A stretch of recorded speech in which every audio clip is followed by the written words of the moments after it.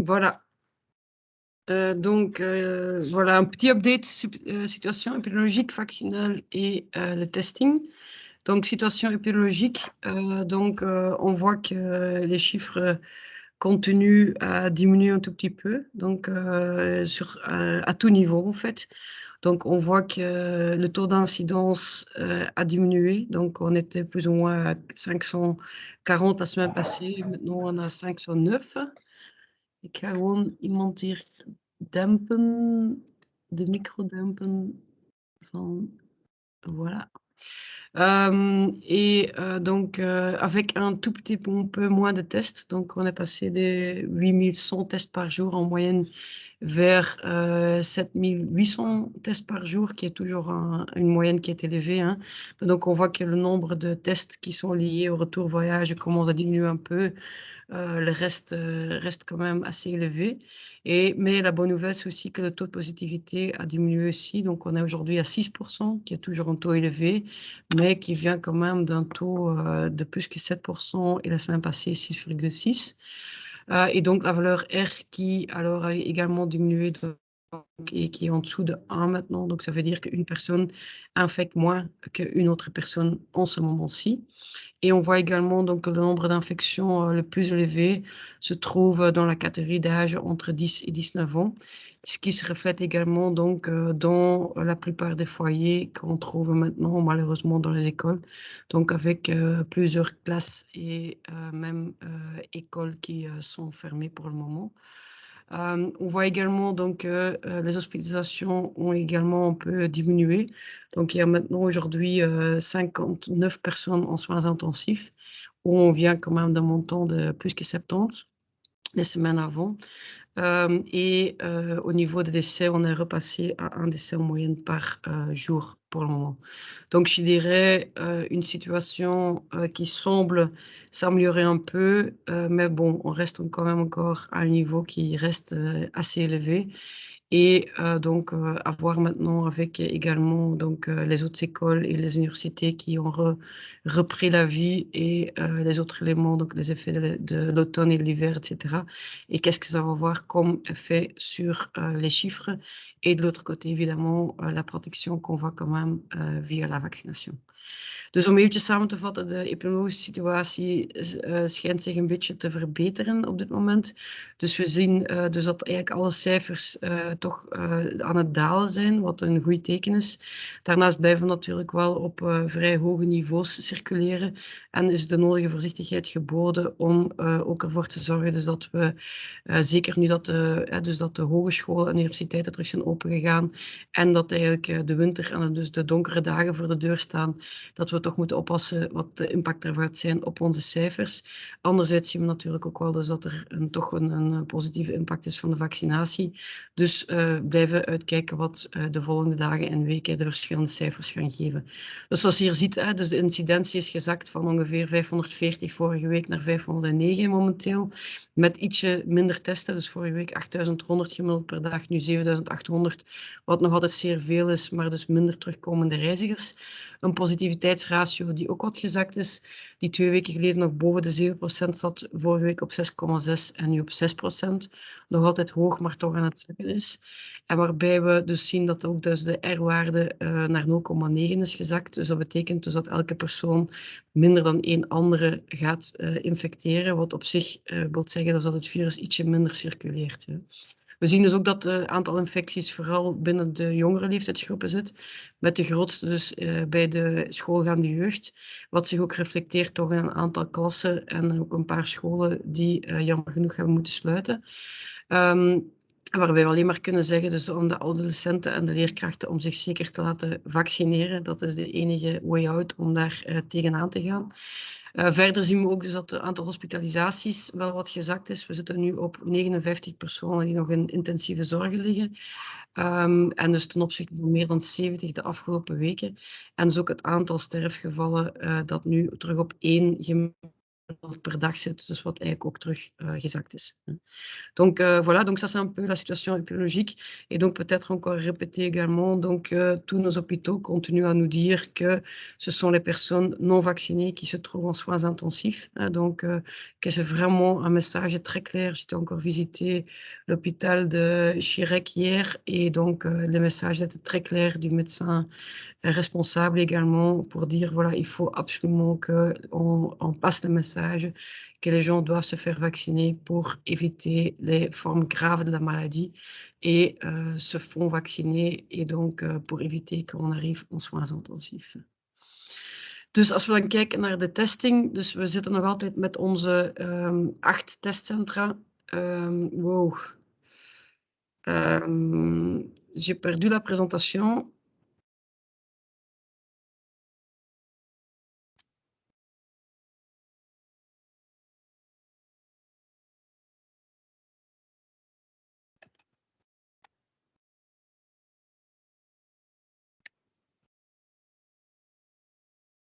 Ja.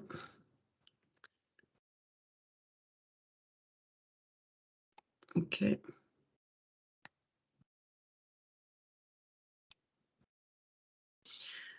Donc, on a toujours donc, nos 8 centres de tests qui sont bien répartis sur la région. Hein, avec également donc, le bus de test qui se trouve toujours sur la place Horta à la gare de Midi. Et donc, depuis la semaine passée, donc, les personnes qui n'ont pas encore été vaccinées et qui veulent quand même accéder à un événement qui nécessite un CST peuvent encore obtenir un test gratuit jusqu'au 31 octobre. Donc, on leur donne donc un test gratuit après la première dose et éventuellement un deuxième test gratuit après la deuxième dose. Et donc, c'est vraiment avec l'objectif de dire, voilà, si vous voulez aller à un événement, avec l'introduction du CST, donc si vous voulez même aller au resto, vous avez besoin d'un COVID Safety Ticket. Donc, si vous vous laissez vacciner encore, vous aurez droit 2 fois à un test gratuit. C'est ça le message qu'on veut passer pour donner une dernière chance aux gens de se faire vacciner encore avant le 31 octobre et donc d'avoir encore un test gratuit jusqu'à mi-novembre. Dus we hebben vorige week ingevoerd, dus eigenlijk het feit dat de mensen eigenlijk nog een laatste kans te geven om zich toch nog te laten vaccineren en niet te moeten betalen voor een test om naar een evenement te gaan. Of bij de introductie van de CST om bijvoorbeeld ook op restaurant te kunnen gaan. Dus we geven aan de mensen de kans, als ze zich toch laten vaccineren, om dan 2 keer, dus na de eerste dosis en na de tweede dosis, telkens 1 keer een gratis test te krijgen. Waarbij ze dus dan toch nog altijd een toegang krijgen tot een evenement, maar dus op voorwaarde dat ze kunnen aantonen dat ze net gevaccineerd zijn geweest. Alors, la situation vaccinale, donc on reste pour le moment, donc, comme la semaine passée, à 67% pardon, de taux de couverture au niveau de 18+. Au niveau de la population totale, donc, on a gagné un point de 53-54%. Et on voit donc que c'est dans les catégories d'âge les plus jeunes qu'on a toujours donc les plus grandes marges de progression qu'on veut faire. Donc les catégories d'âge les plus élevées, on a maintenant vraiment bien dépassé les 80%. Et donc au niveau de 45 jusqu'à 66, on a également bien passé les 75%. Et donc, si on regarde un peu au niveau des tranches d'âge les plus jeunes, même si les pourcentages restent encore assez faibles, vous voyez quand même qu'on a quand même fait aussi une belle progression les dernières 3 semaines. Donc, on peut dire qu'en effet, qu'on a encore du mal et que les chiffres restent faibles. Par contre, on voit quand même que semaine après semaine, avec toutes les actions qu'on développe et toutes les actions locales qui sont déployées ensemble avec tous les partenaires, des actions de sensibilisation qui sont encore beaucoup plus impressionnantes que les actions de vaccination, je dirais, et qui continuent à s'amplifier jour après jour, qu'on arrive quand même à augmenter nos chiffres semaine après semaine. Et donc ça se traduit ici quand même dans des pourcentages que de première dose doses, donc sur 3 semaines de temps qui valent quand même la peine d'afficher un peu. Et donc, on continue sur cette voie et donc on est convaincu aussi que voilà, les chiffres vont encore continuer à augmenter dans les semaines à venir, même si ça reste een travail qui est vraiment fastidieux. Dus op niveau van de vaccinatiecijfers zien we dus dat we nog een klein beetje gewonnen hebben. Dus 67% bij de 18-plussers, wat een cijfer na de komma is wat gestegen is. Voor de total coverage zitten we nu eerste dosis op 54% ten opzichte van 53% vorige week. En dus waarbij we zien is dat we in alle leeftijdscategorieën nog altijd een beetje progressie maken. Maar het is dus eigenlijk vooral in die jongere leeftijdscategorieën dat we eigenlijk zien dat we ondanks dus dat de cijfers inderdaad maar stilletjes vooruit gaan, dat we toch elke week opnieuw progressie boeken. En dus hier zien we eigenlijk dus dat we op 3 weken tijd toch in die lagere leeftijdscategorieën toch al mooie progressiecijfers kunnen voorleggen. Dus eigenlijk alle efforts die lokaal worden ondernomen en dus die elke dag maar meer en meer worden. En waarbij er nog meer wordt ingezet op alle sensibiliseringsacties, die nog veel groter zijn dan alle vaccinatieacties as such, zien we dus dat dat toch zijn resultaten afgeeft. En dus waarbij we kunnen zien dus dat eigenlijk in die jongere leeftijdscategorieën we toch zien dus dat er nog een goede progressie is en dat we er ook van overtuigd zijn dat we die progressie ook gaan blijven zien de komende weken. Dus op het niveau ook van dus de verschillende dosissen geraken we stilletjes aan ook aan 1,4 miljoen doses in het geheel over onze regio die gezet zijn geweest. Een heel deel ook natuurlijk bij de niet-Brusselaars, om het zo te zeggen. Een heel deel ook bij mensen dus zonder papieren en zoverre die ook niet in onze percentages zitten. En waarbij we ook zien dus dat we vorige week net nipt toch de cap van 10.000 eerste doses hebben gepasseerd. Het is onder ons objectief van die 16.000, maar toch, we hebben toch weer 10.000 nieuwe mensen gevonden die we in de Brusselse regio hebben kunnen overtuigen van het belang zich te laten vaccineren. Waarbij we dus ook zien dat er een aantal gemeentes echt wel een mooie progressie hebben opgetekend. Bijvoorbeeld in Sint-Joost-de-Noode is er daar 1,5% vorige week aan vaccinatiegraad gewonnen. Et donc, au niveau donc, de toutes les doses, on voit qu'il y a 1,4 million plus ou moins qui ont été, de doses qui ont été données la semaine passée. Et donc, on va passer le cap de 1,4 million de doses cette semaine. On n'a pas atteint l'objectif encore du 16 000 par semaine, mais on a atteint le gap de 10 000 doses, première dose par semaine, la semaine passée. Donc, ça veut dire quand même qu'on a retrouvé 10 000 nouvelles personnes qui n'étaient pas encore vaccinées. Et donc, avec toutes les actions locales, qu'on a quand même trouvé 10 000 personnes qui ont reçu leur première dose et donc on peut commencer à protéger justement pour des maladies graves donc, qui peuvent se développer. Avec également quand même la mention de Saint-Just qui a augmenté son pourcentage de couverture vaccinale de 1,5% la semaine passée. Donc voilà, donc we keep on going, donc on continue à mettre tous les efforts pour arriver et pour augmenter la couverture vaccinale. On a également donc la décision du CIM de samedi passé donc de conseiller une 3e dose pour toutes les personnes de plus que 65 ans. Là, les différentes modalités sont encore en train de se définir plus en détail et vont encore être plus en détail décidées plus tard cette semaine. Et donc, où on va quand même commencer à petit donc inviter les personnes les plus âgées pour après descendre en tranche d'âge. Et donc, on parle ici donc de 160 000 personnes dans notre région. Dus de 3e dosis wordt inderdaad ook voorbereid in de Brusselse regio. We gaan later deze week met meer details daar rond terugkomen. Maar dus we starten daar ook dus met de 85-plussers en sowieso een leeftijdscategorie gaan zakken. Om eigenlijk op die manier alle personen die dat wensen, toch nog een 3e dosis aan te bieden en op die manier ze nog beter te gaan beschermen. Het gaat hier over 160.000 mensen ongeveer voor de Brusselse regio, die we dus zeker die kans gaan aanbieden en waarbij we dus later deze week met meer praktische details kunnen terugkomen. Daarnaast blijven we dus verder gaan met heel ons dispositief, die dus ondertussen nu ook ongeveer een maand geleden op de rails is gezet geweest.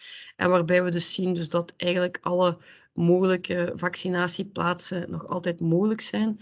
Waarbij onze 4 centra nog altijd de verschillende vaccins aanbieden. Dus Moderna en Pfizer, op sommige plaatsen ook de mogelijkheid tot Johnson, voor de mensen die dat willen. En waarbij dus iedereen ook zonder afspraak altijd terecht kan. Want we horen toch nog altijd van mensen dat dat niet geweten is, dus dat iedereen ook zonder afspraak in de vaccinatiecentra terecht kan. En waarbij er dus ook op onze website alle mogelijkheden zijn die weergegeven waar mensen zich kunnen laten vaccineren.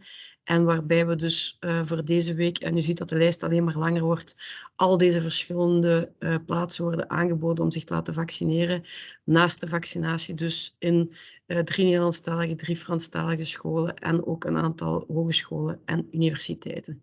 Et donc on continue donc à déployer notre plan qui a été mis en place depuis fin août, donc avec toutes les différentes actions qui ont été mises en place pour justement offrir la vaccination à chacun, à chacune, par des personnes de confiance à proximité.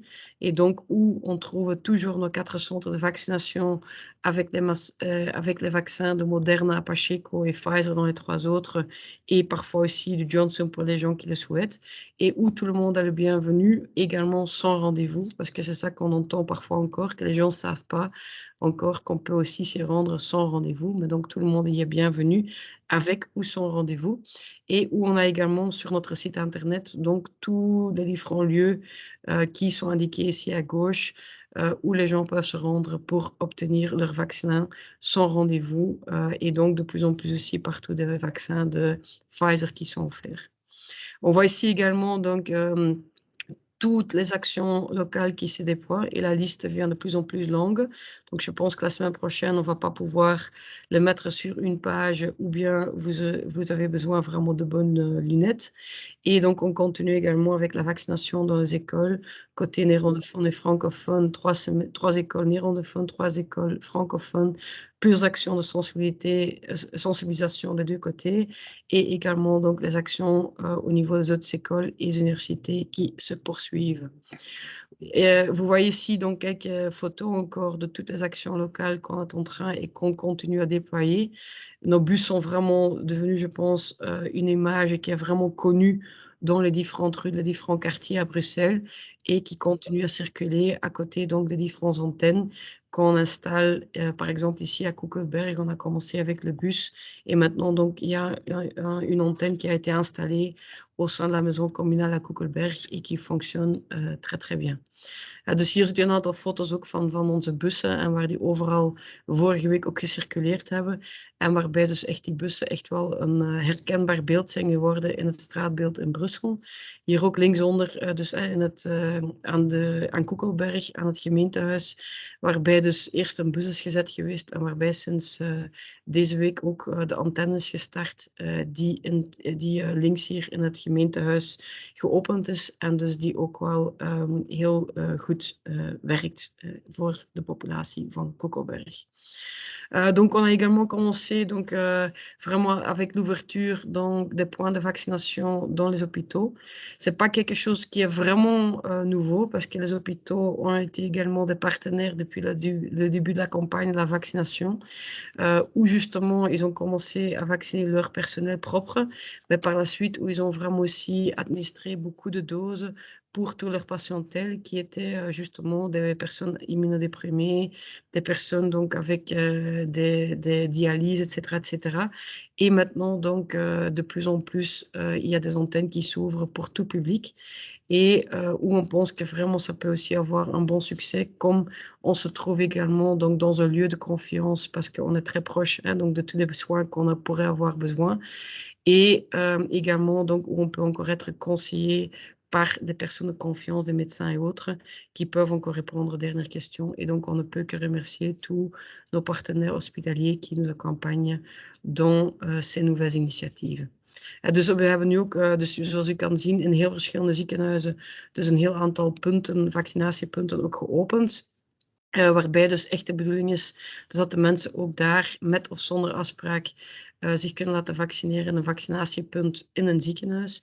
Waarbij ze dus waar we eigenlijk sinds het begin van de vaccinatiecampagne ook op de ziekenhuis hebben kunnen rekenen als partner om de vaccinatie op te starten. Eerst van het eigen personeel en daarna verder uitgebreid naar hun patiëntengroep, waarbij dus mensen met immunodepressies, bijvoorbeeld ook mensen met nierdialyse en andere gevaccineerd zijn geweest in het ziekenhuis. En die nu verder ook worden uitgebreid eigenlijk naar alle mogelijke burgers die het ziekenhuis kunnen binnenwandelen om zich ook te laten vaccineren. In een zeer vertrouwde omgeving, dus waarbij er effectief alle zorgen natuurlijk onmiddellijk ter beschikking zijn en waarbij ze ook een laatste vraag nog kunnen stellen aan de vertrouwenspersonen in hun omgeving. Dus we zijn er echt wel van overtuigd dat dit ook plaatsen zijn waar die vaccinatie zeer goed gaat kunnen werken. Om af te ronden, encore un tout petit peu d'explication au niveau du CST. Donc, il n'y a pas encore eu la discussion et donc l'approbation finale par le Parlement. Donc, raison pour laquelle que la mise en place a été un tout petit peu reportée pour au plus tard le 15 octobre. Et donc, où toutes les préparations, par contre, sont en cours, justement, pour pouvoir mettre en place des CST. On aimerait encore rappeler que les CST a vraiment en premier lieu une mesure sanitaire, hein, donc pour justement permettre que les secteurs peuvent rester ouverts, hein, qu'on peut garder les restaurants, les cafés, les clubs de sport, etc. également ouverts pendant l'hiver. Et par la suite, évidemment, si possible, qu'on aurait encore plusieurs personnes qui se vont faire vacciner, comme ils n'ont pas encore eu le temps ou pris le temps pour aller se faire vacciner quelque part. Mais donc, ce n'est pas le but primaire. Le but primaire, ça reste de gérer la situation sanitaire parce qu'on peut avoir un CST par la voie de vaccination, mais à côté de ça, donc, on peut également avoir un certificat par un certificat de test, hein, un test PCR en disant les dernières 48 heures ou un test antigène en disant les dernières 24 heures, ou bien donc un certificat de rétablissement, donc quelqu'un qui a passé le Covid il y a plus que 10 jours, parce que sinon encore le risque d'infecter quelqu'un est inférieur à 6 mois pour justement être sûr que la personne est encore bien protégée.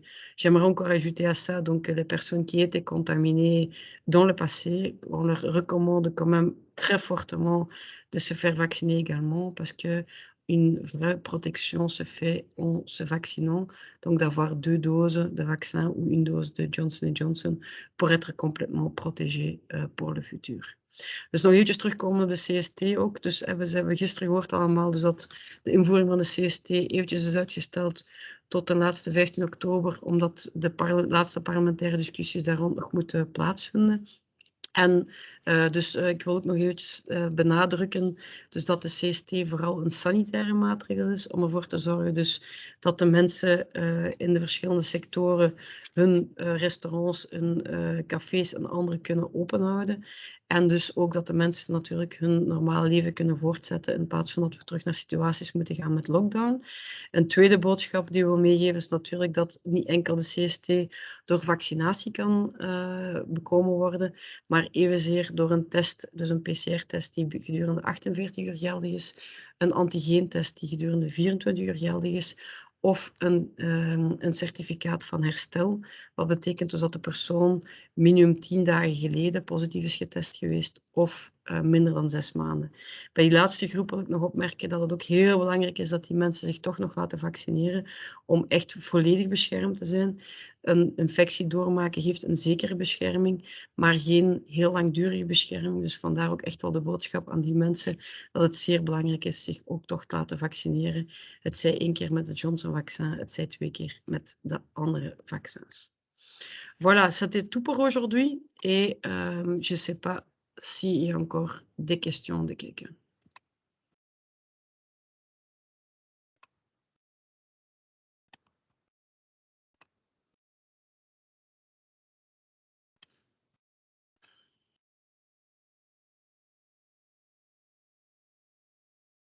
Ja, ik zie Niels. Sorry, ik had moeite om de handjes te zien.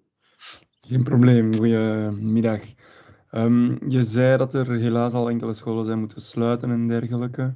Dus wilde ik graag weten of je een balans hebt van hoeveel scholen of klassen hebben moeten sluiten.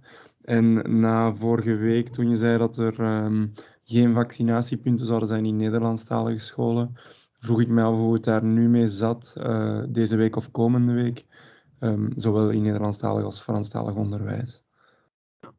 Dus wij hebben onze statistieken over de klassen en de scholen.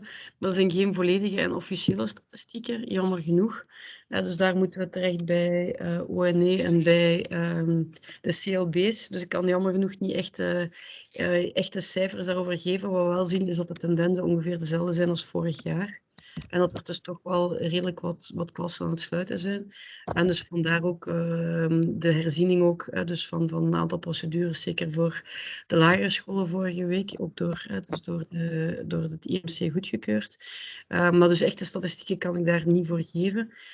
Op de tweede vraag dus van de scholen, inderdaad, dus daar wordt verder gezet. Er zijn echt wel een hele reeks scholen waar er deze week ook verder sensibilisering gebeurt. En er zijn zowel langs de Nederlandstalige kant als langs de Franstalige kant 3 scholen waar deze week ook gevaccineerd wordt. Oké. Nog een andere vraagje. De winkelketens waar jullie al een paar weken vaccineren, heb je daar cijfers van hoeveel dat al opgebracht heeft? Ja, dus we hebben daar eigenlijk die actie is eigenlijk afgelopen weekend. Dus we hebben daar in totaal iets van een 2100 vaccins gezet op die verschillende locaties eigenlijk. Voorlopig zijn die acties eigenlijk op on hold gezet op dit moment. En we zijn eventjes aan het kijken nu in functie ook van waar dat verschillende wijken zich bevinden met de laagste coverage, dus de laagste vaccinatiegraad. Of het ergens anders nog opportun is om daar nog een vaccinatiepunt te openen. Dus op dit moment zijn we daar eigenlijk op de andere plaats waar we nu bezig zijn, dus in de verschillende stations, in de verschillende buurten en zo verder, gaan we daar verder en kijken we nu eventjes verder ook samen met de Comios hoe we daar eventueel nog een aantal andere punten, als die heel nuttig zijn, nog verder kunnen openen. Waren er bepaalde ketens die populairder waren dan andere? Dat was eigenlijk een beetje gelijklopend en dus dat was zeker ook een goede actie. We zagen daar ook dat de laatste dagen, dus dat eigenlijk altijd in verloop van de tijd het aantal vaccins minder werden. En dus vandaar dat we ook gezegd hebben dat degenen die daar lopende waren, dat we die niet daar gingen verder zetten en dat we eventjes gingen kijken of er een aantal andere punten eventueel nog in aanmerking komen. Oké, dankjewel. Alsjeblieft. Kevin? Ja, die vaccinatiebus in Sint-Joost, die blijkt plotseling heel goed te werken. Hebben jullie daar een verklaring voor? Sorry, die brengt wat? Hoort u mij nu? Ja, ik heb de Sint-Joost de bus en dan die Ja, dus de vaccinatiebus in Sint-Joost die blijkt plotseling heel goed te werken, zoals u zelf ook aangaf. Zijn jullie daar gaan kijken hoe Sint-Joost daar erin geslaagd is om plotseling toch enkele honderden mensen op enkele dagen tijd te overtuigen? Wat verklaart dat succes? Ja, ik denk, dat is zeker absoluut zo, dus dat die bus op die plaats daar zeker heel goed werkt. Er is zeker ook een heel stuk dus te maken met de sensibilisering en de outreach daar gebeurt. En waarbij ook de burgemeester zelf, Emer Kier, ook echt wel er bijna alle dagen bij staat om mee ook de mensen aan te spreken en mee ook daar te gaan sensibiliseren. Dus dat brengt zeker een heel goede dynamiek teweeg. Waar zeker ook een stuk van de resultaten aan te verklaren zullen zijn. Daarnaast zien we ook wel dat er op een heel aantal andere plaatsen ook gelijkaardige resultaten worden behaald. Bijvoorbeeld in Sint-Gilles aan de Parvis bijvoorbeeld, of aan nu ook de antenne in Koekelberg en zo verder, zien we ook dat er daar echt wel een hele mooie toeloop is van mensen. En dus het is eigenlijk de combinatie van nog heel wat mensen die ook wel zien dat er in de omgeving een vaccinatiepunt komt, met ook dan de goede sensibiliseringsacties die er rond gebeuren, met vermoeden we toch ook een klein beetje misschien de aankondiging van die CST en anderen, die dan ook wel maken dat er toch wel een heel aantal mensen toch nog terug naartoe komen. Oké, en ik had daarnaast nog een ander vraagje. Ik geloof dat vandaag de cijfers bekend zijn gemaakt van Mobivax.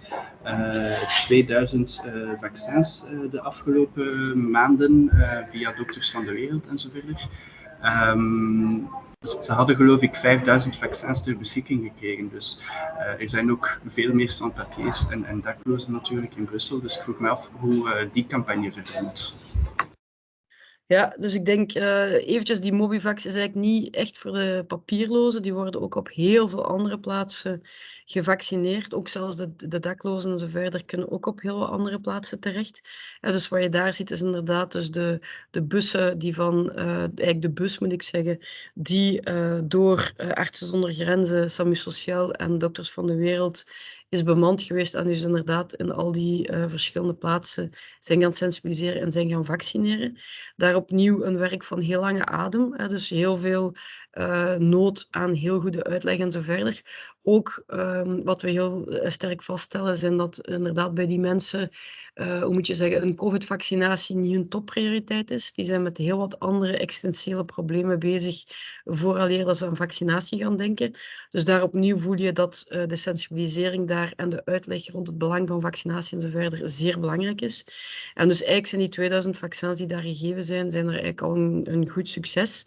En daarnaast zijn er dus ook nog een heel aantal vaccins die daar verder aan die bevolking zijn uitgedeeld geweest via ook een aantal andere kanalen. Dus bijvoorbeeld de papierlozen zien we ook dat die in een heel aantal lokale antennes komen. Ook in onze vaccinatiecentra meer en meer. Ook voor een aantal daklozen en zo verder zien we ook dat die bijvoorbeeld in de antenne van Saint-Pierre-Ruffezon terechtkomen en zo verder. Dus ik denk, dus het is zeker een goed en een mooi resultaat dat daar gehaald is geweest. En natuurlijk gaan we die efforts nog blijven verder zetten, waarbij er dus nu vooral naar dezelfde equipe van Dokters van de Wereld, SAMU Sociaal en Artsen zonder Grenzen wordt gekeken om verder te blijven sensibiliseren daar rond. Dus het team dat ook werkt rond de COVID-uitbraken, dus dat eigenlijk al van in de zomer van 2020 is opgezet geweest, krijgt nu ook die missie mee, ook van de sensibilisering rond vaccinatie, want het zijn dezelfde mensen die ook in contact zijn met de bevolking, die daar blijven rond verder werken, en die dan mee de mensen begeleiden naar de verschillende vaccinatiepunten die er nu overal zijn. Ofwel, als het dan toch nog nodig is, die we dan ook nog terug kunnen voorzien van vaccins om nog verder te gaan vaccineren. Maar het is opnieuw een werk van lange adem en van echt trustbuilding en van daaruit eigenlijk verder te vaccineren. Ja. Sveni? Oui, bonjour. J'avais quelques questions. Je sais que ça a été posé en néerlandais, mais je préfère toujours avoir la réponse en français. Au niveau des... Vous avez la chance que je parle français, alors. Voilà. Au niveau des clusters dans les écoles, il y en a, vous savez à peu près combien il y en a? Oui, donc il y a plus ou moins la même tendance qu'on a vue l'année passée, donc en 2020. Mais les statistiques exactes, on les a pas sous la main parce que c'est plutôt l'ONE et Kind en Gezin, les CLB qui doivent les donner. Du coup, où est-ce qu'on en est dans la vaccination dans les écoles? Est-ce que les actions de sensibilisation fonctionnent bien ou... Oui, donc je pense que donc les actions de sensibilisation continuent. Donc on a donc côté francophone, on a la ASBL School Up qui continue à faire les sessions de sensibilisation. Et à côté de ça, il y a eu également donc les mutuelles qui ont également engagé des personnes pour aller sensibiliser côté francophone. Et également donc côté néerlandophone, les actions de sensibilisation qui sont organisées par VGC Bruxelles avec notre appui continuent également à avoir lieu. Et donc on voit que ça fonctionne. Et donc cette semaine, il y a 3 écoles côté néerlandophone et côté francophone où on va vacciner et où on a déjà plus d'inscriptions que les semaines passées. Maintenant, le chiffre exact, je vais encore voir les résultats avant de les annoncer, mais donc je pense vraiment que ça va également dans la bonne direction. Et qu'est-ce que la COCOM peut faire pour essayer de limiter au maximum les infections dans les écoles, les clusters dans les écoles? Ben là, comme en soi, on peut continuer donc à travailler à 2 aspects. Donc d'un côté, c'est de continuer à informer les différentes écoles, des différentes possibilités pour limiter les foyers.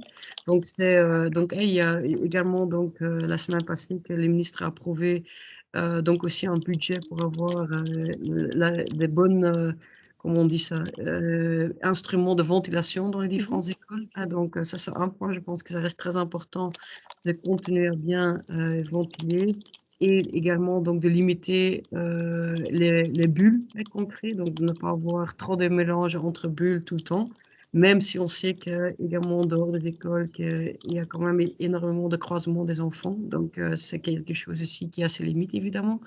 Et de l'autre côté, voilà, on continue à mener et à soutenir donc la VLC et l'ONE et l'éducation, donc côté francophone, en la campagne de vaccination. Donc côté francophone aussi, ce sont nos bus pour le moment qui circulent pour aller vacciner. Donc on essaie vraiment d'appuyer au maximum les initiatives également de sensibilisation et donc la communication, et de l'autre côté même la vaccination, où ce sont nos bus en fait qui circulent pour aller vacciner dans les différentes écoles. Avec la reprise, de l'université et des autres écoles, est-ce qu'il y a des foyers, des clusters qui ont aussi été identifiés, à ce niveau de l'enseignement? On a pour le moment un foyer qui a été identifié à notre niveau pour les universités et les autres écoles. Et pour le reste, on voit également là que les antennes de vaccination fonctionnent vraiment bien. Donc, c'est aussi quelque chose, une initiative qu'on continue. Mmh. Et c'est dans quelle université que le foyer a été découvert? Je ne peux pas vous dire. OK. Hem, j'ai vu aussi que les médecins demandent, de l'aide des pharmaciens pour livrer les vaccins. Est-ce que c'est à l'étude du côté de la COCOM de faire appel aux pharmaciens pour livrer les vaccins?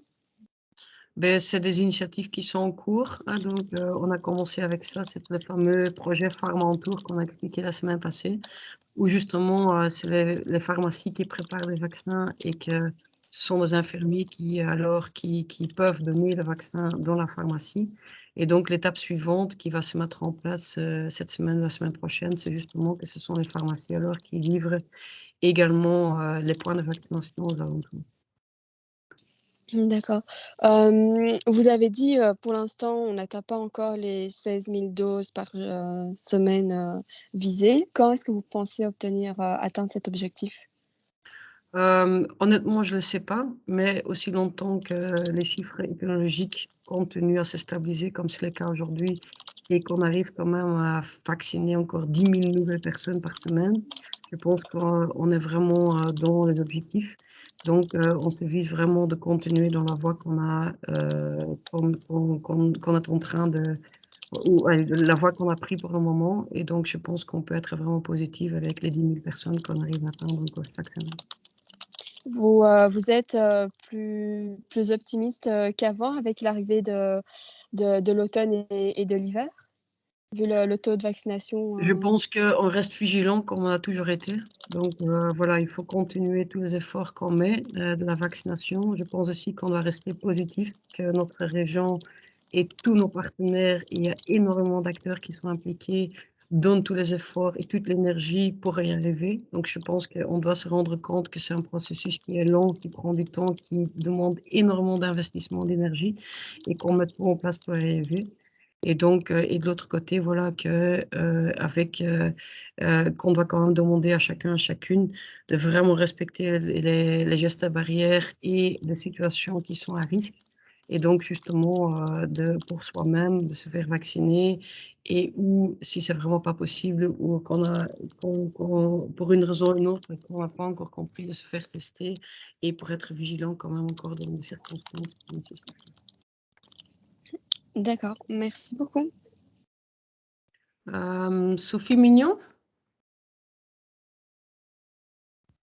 Oui, oui, bonjour, vous m'entendez? Oui. Oui, donc voilà, je voulais savoir par rapport au CST, est-ce que l'annonce a eu est-ce qu'il y a un effet pass sanitaire en fait sur la prise de rendez-vous pour le vaccin à Bruxelles, comme ça a été un peu remarqué en Wallonie ou pas du tout? Ben, à notre niveau, donc, on n'a pas vraiment un grand impact qu'on voit au niveau de prise de rendez-vous ou de vaccination dans les centres de vaccination. Donc, on voit plutôt qu'il y avait vraiment une diminution du nombre de vaccins enregistrés au centre de vaccination avant le 8 septembre.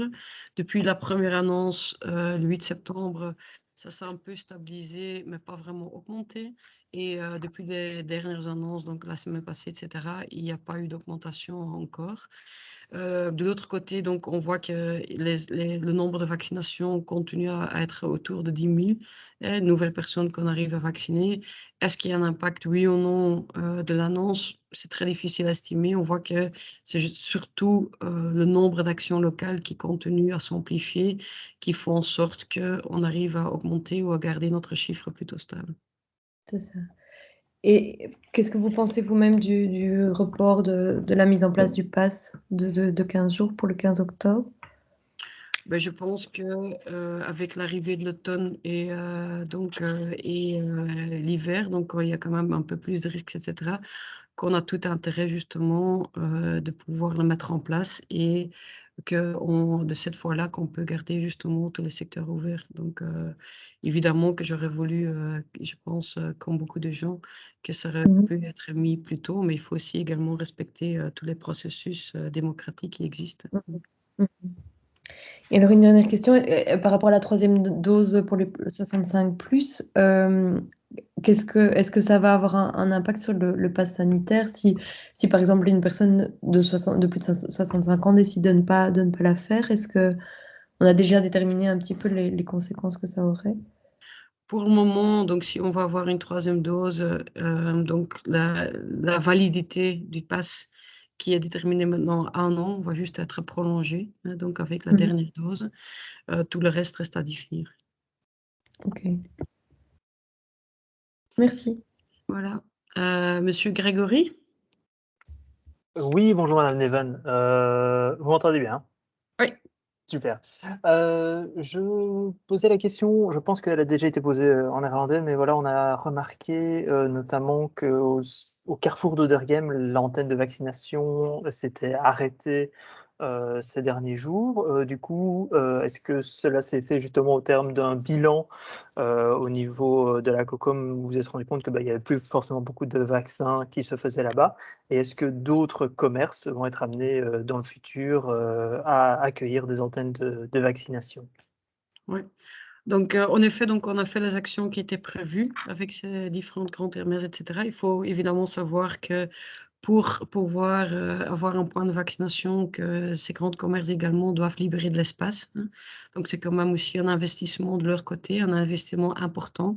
Et donc, on les remercie hein, pour tous ces efforts, aussi bien Comios qui a facilité que toutes les grandes surfaces qui ont quand même facilité ce processus. Et donc, comme on voit partout qu'on a vacciné, que le nombre de vaccins allait en diminution jour après jour, donc on a pour le moment dit qu'on n'allait pas continuer ou remettre en place, disons, de nouvelles actions pour le moment. Nous sommes en discussion continue donc avec les communes individuellement pour voir où se trouvent encore les pockets of risk, comme on appelle, donc les différents lieux, les différents quartiers, les secteurs statistiques où il y a encore le plus grand potentiel de vaccination. Et donc, on regarde justement où il faut alors mener encore des actions très spécifiques. Et s'il s'avère qu'il y a là des endroits où il y a une grande surface qui pourrait rentrer dans le jeu, qu'on pourrait encore l'activer. Donc, c'est là où on est pour le moment. Donc, c'était une action qui était prévue avec Comios et les autres pendant 1 mois, ce qui a été un succès. Donc, on a quand même fait 2100 vaccins ensemble. Et donc, maintenant, on va voir quels seraient peut-être encore des next steps. Mais rien de décidé pour le moment. Ok, parfait. Et deuxième question, par rapport justement aussi aux vaccinations dans les entreprises, est-ce qu'à ce niveau-là aussi, vous avez des statistiques est-ce qu'il y a des campagnes qui ont déjà été lancées dans certaines grosses entreprises, ou est-ce que là aussi, ça se passe bien, vu que ce qui avait été annoncé en septembre? Ouais, donc dans les entreprises, oui, il y a plusieurs entreprises qui ont démarré leur campagne, etc. Mais ça n'a pas encore vraiment grand succès. Donc, on reste encore à de faibles taux de vaccination pour le moment. Et donc, on va continuer à voir un peu avec eux comment on peut encore faire un peu plus, etc. Je pense que c'est de nouveau des choses qu'il faut donner un peu de temps. Et voyons un peu ce que ça donne dans les semaines à venir. Parfait, merci beaucoup. Voilà. En dan Wim nog? Ja, hallo, goedemiddag. De vraag is al in het Frans gesteld, dacht ik, maar voor VRT Nieuws graag nog in het Nederlands.